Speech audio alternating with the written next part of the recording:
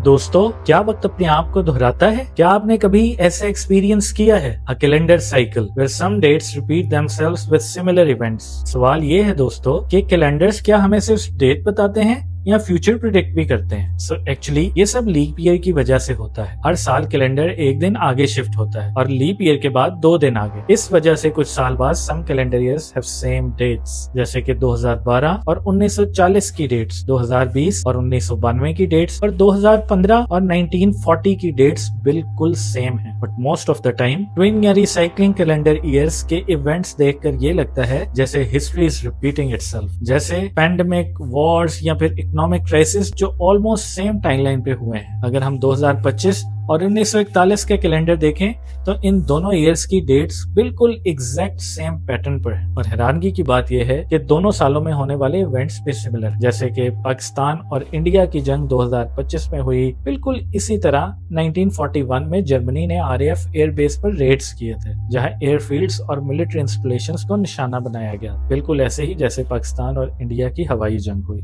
ज्यादातर तो ये पैटर्न्स 28 साल बाद रिपीट होते हैं, बट हमेशा एक सिंपल रिदम फॉलो नहीं करते। और यही रेगुलरिटी है जो इसको एक मिस्ट्री बनाती है। इट मीन्स कि it can not be labelled as simple maths. बहुत से फिलोसफर्स का कहना है कि टाइम इज नॉट लीनियर, यानी वक्त एक सीधी लाइन की तरह नहीं चलता, बल्कि it's a circle which repeats itself.